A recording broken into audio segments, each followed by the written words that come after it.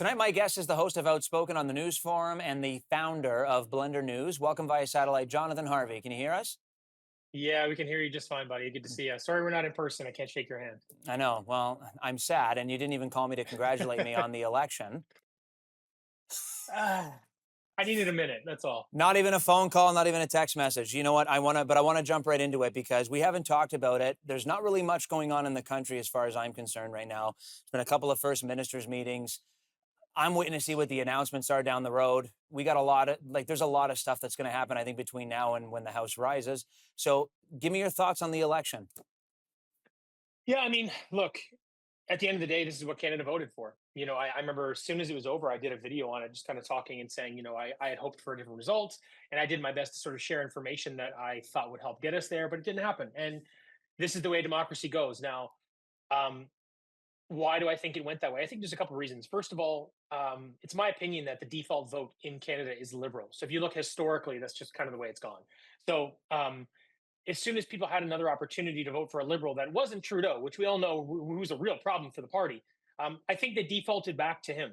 And I spoke to a couple of people that I know voted Liberal, and they say, "Hey, look, Pierre Poilievre just didn't win my vote over Mark Carney." So okay, so everybody defaulted back to Liberal, and I think that was part of the reason. The other contributing reasons, in my opinion, are that the Liberals controlled immigration, and there's been mass immigration over the last several years, and that is starting to reshape the electorate. They also control the mainstream media. 85% of all mainstream sources are subsidized by the government, which is in control by the Liberals. And in fact, 90% of all news consumed by Canadians comes from a subsidized source. So you see that you've got sort of immigration reshaping electorate, and you've got control over the mainstream media, and then you've got the censorship apparatus that just continues to become more punitive, let's say. So you've got Bill C-11, the Online News Act, Bill C-18, the Online Streaming Act, which dictate content or remove it effectively from certain platforms. And now you've got Bill C-63, which Carney has promised to rehash, basically. And it is an an egregious censorship bill, which, in my opinion, will sort of push us over the top. So currently, you've got mainstream media control, you've got immigration coming in at a rapid rate, and you've got censorship apparatus. Over the next 4 years, with Carney in place, you're going to have more immigration, and now a lot of the people that recently came in will be able to vote. So that will dramatically reshape the electorate.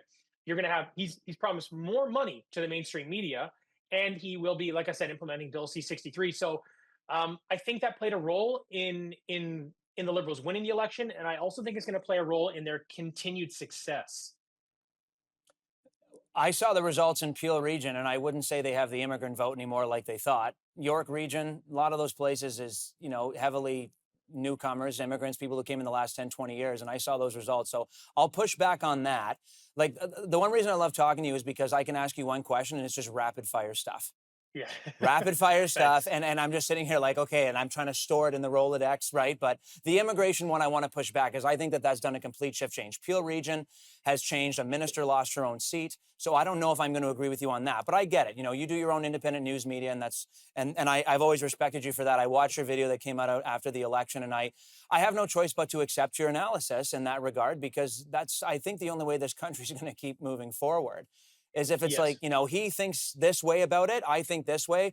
I mean, I will agree, like, I guess Liberal is the default setting. I guess you're accusing me of being on default setting my entire life, but that's fine. I guess I kind of am. I mean, based on, like, what's going on, like, is his government going to last? Like, I think he has the potential to go for 4 years if he keeps on this trajectory. What do you I think? think he sticks. I think he sticks around for the next 4 years, no problem. They're close enough to a majority with the few NDP votes that are still remaining. I think they'll be able to maintain power through that avenue if they need it.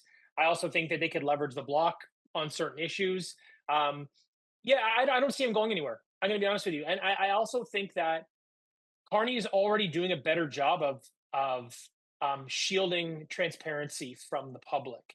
So just the way he's sort of building out his government, it's like a business, which I don't even totally disagree with, if I'm being honest. But the reality is, I don't think Canadians are going to see a lot of what was going on. Which with Trudeau, you did. You kind of always knew what was happening because he's always screwing something up. In fairness, there was always a scandal in the news. With Carney, it's going to be a lot more. It's going to be a lot more closed door. You're not going to see that, so you're not going to have the public pushback. And then it all comes down to power brokering, right? And if you really look at the parties in Canada, you really have three on the left and one on the right. And the one on the right can't really do much but sit there and complain. So I think he's there for the next 4 years. We'll see how it shakes out. As always, I'm optimistic. I Good. don't necessarily trust him or the party right now, but I'm optimistic that they will make some positive change. We got to go to a break. When we come back, you can keep digging at me about Trudeau, even though he's gone, okay? Good.